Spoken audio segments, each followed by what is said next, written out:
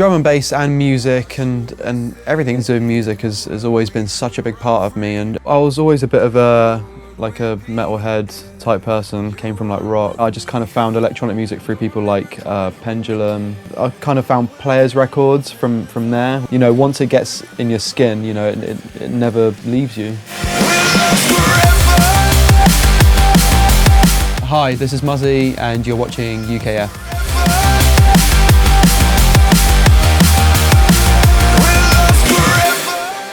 My first setup, it was in my bedroom, obviously, and there was like a corner desk with like horrible Logitech speakers, like 20 quid from PC World. You know, I had like the worst computer ever. It was just my dad's old one from years ago. So I sort of utilised the fact that I knew how to use computers like fairly well for my age and try and imitate rock tunes before I even started doing drum and bass. I mean, I was really young at the time. Like I just discovered liquidity and I didn't even know there was even such thing as liquid drum and bass until I found them.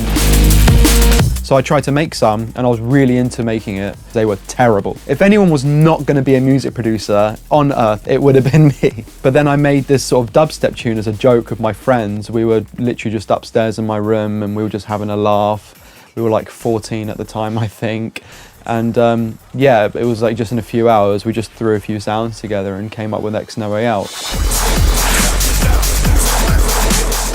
So when I was about 15, 16, that's sort of when I got signed to Monster Cat, and you know that they wanted to make sure drum and bass was properly represented on the label and for their community. And then yeah, and then after that, when it started picking up momentum and I was in college and you know I sort of focused on what I wanted to do, I just thought, screw it, let's just try doing music, let's just see what happens. And I got booked for a real club night in Belgium, and it was my first international show, and then yeah, just kind of took off from there, and then one real show after another one.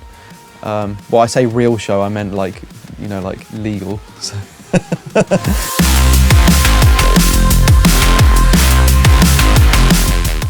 For me, you know, in terms of music, in terms of Muzzy music, the best example of a transition from, you know, okay-ish producer to, you know, a good producer is probably a record called Get Crazier,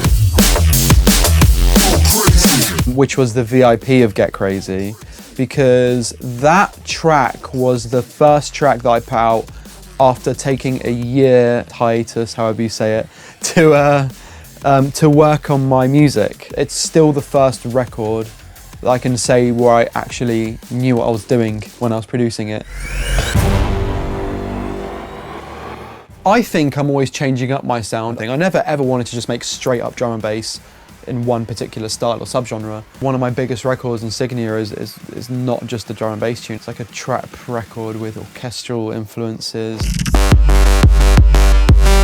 Spectrum was definitely not just a straight up drum and bass tune. It had all kinds of things going on, and it's just about coming up with I guess like a concept or a narrative or something, or a direction you want to take creatively, and just going with the flow. I mean, for young producers, yeah, I started off, I never had music as a career in my head. I never had making money from music in my head, none of that stuff. I just loved it, right? And I just did it because I loved it. I didn't care about doing anything else.